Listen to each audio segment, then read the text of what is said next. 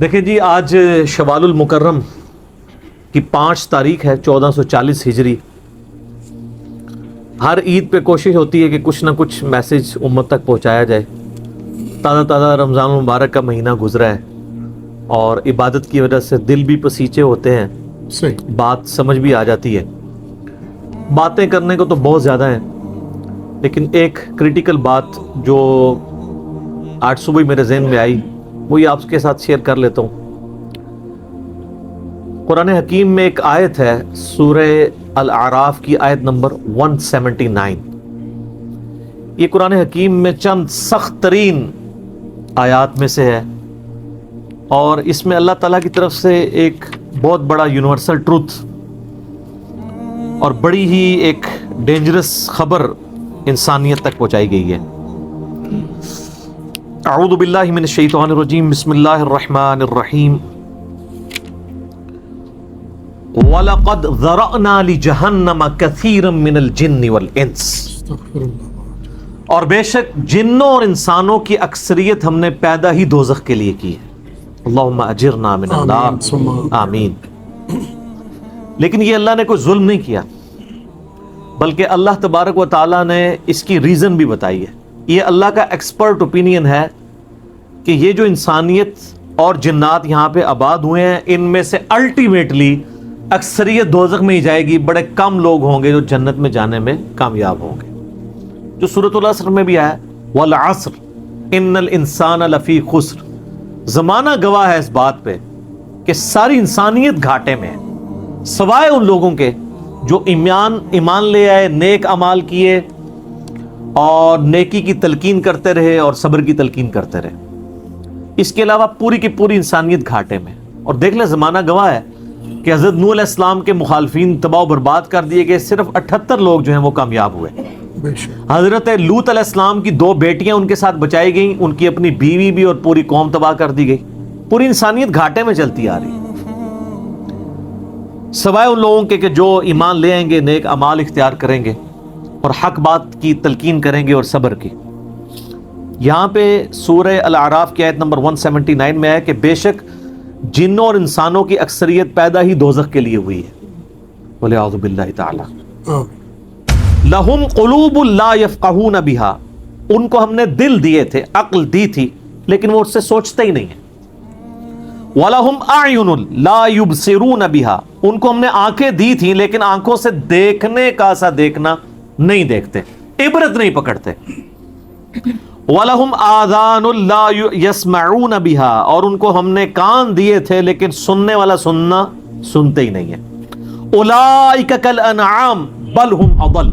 ایسے لوگ چوپایوں کی مانند ہیں بلکہ ان سے بھی بدتر ہیں، جو اپنی عقل، آنکھیں اور کان استعمال کر کے حق بات تک پہنچنے کی کوشش نہیں کرتے. أُولَٰئِكَ هُمُ الْغَافِلُونَ. ایسے ہی لوگ ہیں جو اصل میں غافل ہیں. تو اللہ تعالیٰ نے یہ یعنی اس میں ایک غیبی خبر دے دی ہے کہ الٹیمیٹلی یہ ہونے والا ہے. مطلب کیا کہ اب جس نے تیاری کرنی ہے وہ خود تیاری کر لے. اس کو میں ایک مثال سے سمجھاتا ہوں کہ اس وقت تقریباً یہاں پہ 80 کے قریب لوگ بیٹھے ہیں اور میں یہ کہوں کہ میں ایک گولی چلاؤں گا جس کو بھی لگ جائے، تو ہم میں سے کیا ہر شخص یہ سوچے گا کہ یار ایک ہی گولی ہے، 80 بندے ہیں، کسی اور کو ہی لگے گی، ضروری ہے مجھے ہی لگنی ہے؟ ایسا تو کوئی نہیں سوچے گا، نہیں. سب دڑکی لگا دیں گے. لیکن آخرت کا معاملہ کیا ہے؟ بخاری اور مسلم دونوں کی حدیث ہے متفق علیہ کہ آدم علیہ السلام کو حکم ہوگا کہ جنتیوں اور دوزخیوں کو الگ کرو. حضرت آدم علیہ السلام پوچھیں گے کہ اے اللہ کتنے جنتی اور کتنے دوزخی؟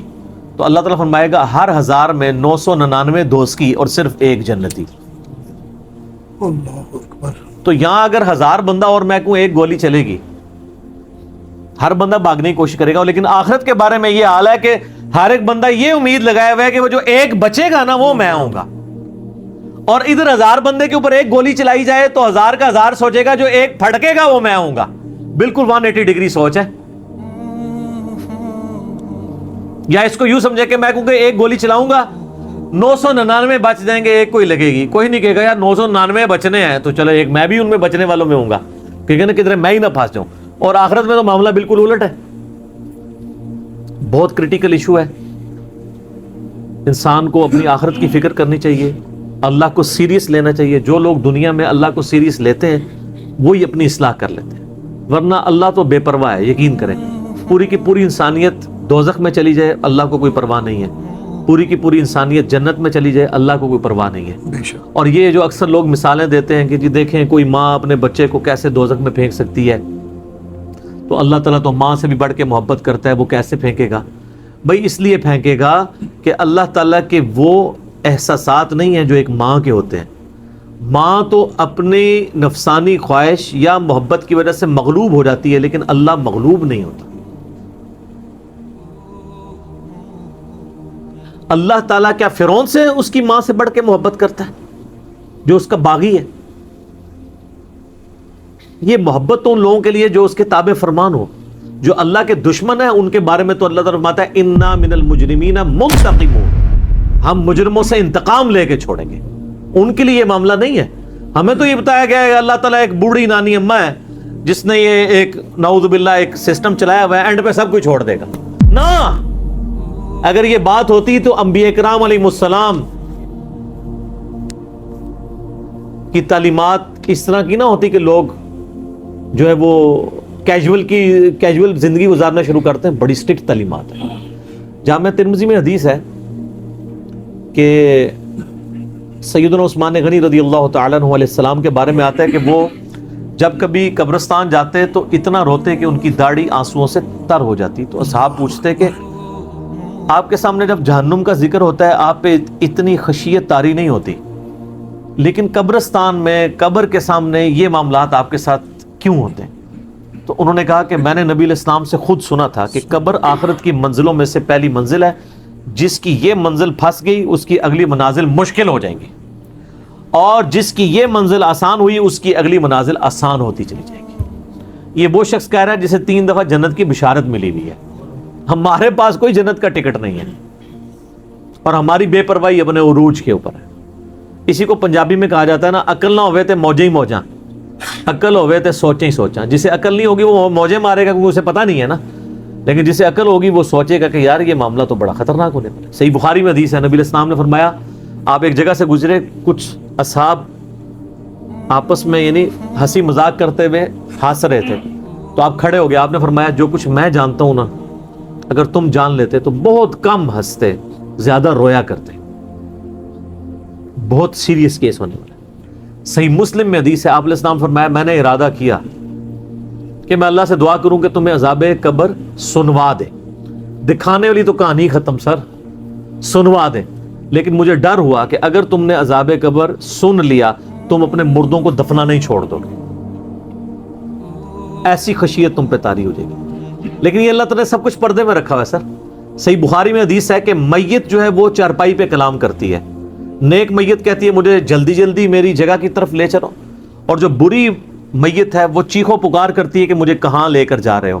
اور نبی علیہ السلام کے الفاظ ہیں صحیح بخاری میں کہ زمین و آسمان کی ہر مخلوق اس کی چیخیں سنتی ہے سوائے جنوں اور انسانوں کے، کیونکہ جنوں اور انسانوں کو اللہ تعالیٰ نے غیب کے پردے میں یہ چیزیں رکھی ہیں نا، اسی کے اوپر تو جنت ہے. ان الذین یخشون ربهم بالغیب لہم مغفرۃ واجر کبیر. جو لوگ بن دیکھے اپنے رب سے ڈرتے ہیں ان کے لیے مغفرت ہے اور اجر کبیر ہے. دیکھ کے تو سب نے مان لینا ہے. پھر سر اس سے بھی آگے اگر آپ چلے جائیں، صحیح بخاری میں یہ حدیث موجود ہے کہ جب میت کو سوالات کے جوابات نہیں آتے نا تو فرشتے اس سے پوچھتے ہیں کہ تجھے سوالات کے جوابات جو نہیں آئے یہ کیا معاملہ تیرے ساتھ ہوا؟ تو وہ کہتا ہے میں تو وہی کہتا تھا جو لوگ کہتے تھے، سن سنا کے سننی تم نہیں، پڑھ پڑھا کے سننی نہیں. تو فرشتے کہتے ہیں تو نے خود پڑھ کے سمجھنے کی کوشش کیوں نہیں کی؟ پھر فرشتے اسے ایک گرز مارتے ہیں جس سے وہ زمین کے اوپر بالکل جس کو کہتے ہیں نا پیرلل ہو جاتا ہے، زمین کے خاک بن جاتا ہے.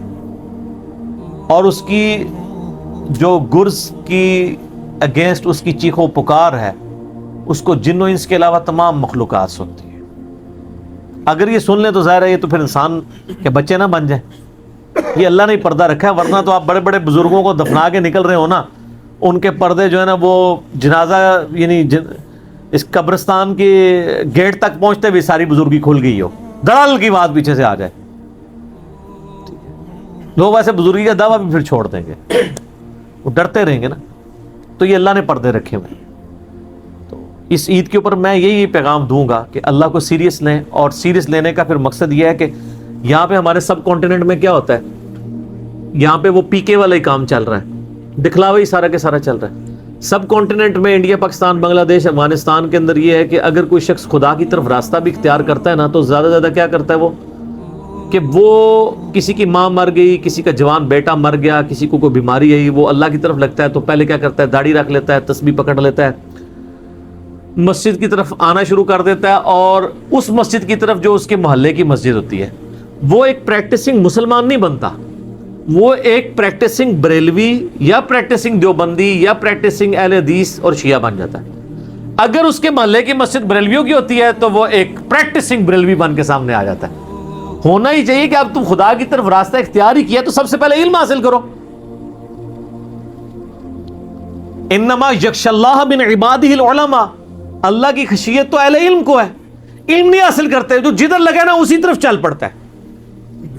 ہونا تو چاہیے کہ آپ پہلے یہ دیکھیں کہ میں قرآن و سنت کا علم حاصل کروں، میں دیکھوں کہ یار کون سے نظریات درست ہیں، کن چیزوں کے اوپر اللہ تعالیٰ نے پکڑ کرنی ہے، کن چیزوں کے اوپر اللہ تعالیٰ نے فرائض میرے اوپر لگائے ہیں. وہ کوئی بھی علم نہیں حاصل کرتا، کوئی جدھر لگا ہے ادھر. ہمارے محلے میں نے بتایا کہ ایک پوری فیملی قادیانی ہو گئی تھی، یہ میری پیدائش سے پہلے کی بات ہے.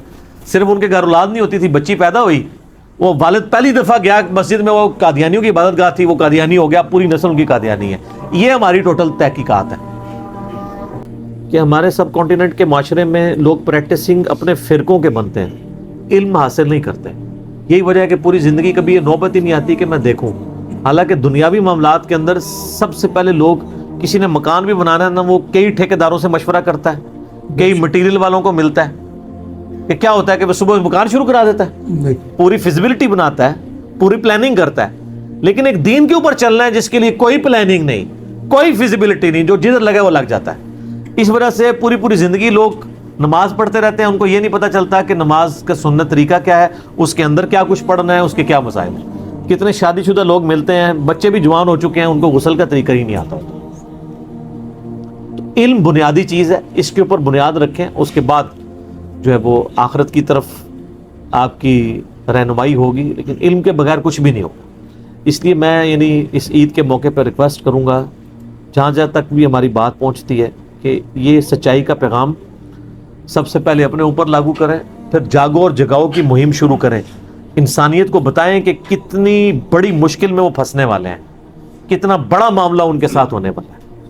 اور یہ اتنا بڑا معاملہ ہے کہ یہ تو چوکوں پہ کھڑے ہو کے اور بڑی بلڈنگز کی چھتوں پہ کھڑے ہو کے اسپیکر فٹ کر کے لوگوں کو یہ بتانے کی ضرورت ہے.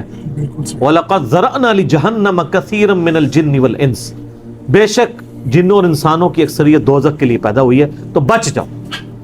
ہماری حالت ویسے یہ ہے کہ ہم تو ایک بلی کو بھی آگ میں گرتا ہوا برداشت نہیں کر سکتے، لیکن ہم یہ راگنی الاپ رہے کہ انسانیت نے دوزخ میں گرنا ہے اگر انہوں نے اللہ تعالیٰ کو سیریس نہ لیا اپنی زندگی کے اندر. تو یہی پیغام ہے جی، کہ لوگوں کو یہ آیت سنائیں، خود بھی آخرت کی فکر کریں، لوگوں کی بھی آخرت کی فکر کریں، اور علم کی بنیاد پہ، تاکہ عقائد کی بھی اصلاح ہو اور اعمال کی اصلاح. جزاکم اللہ خیر.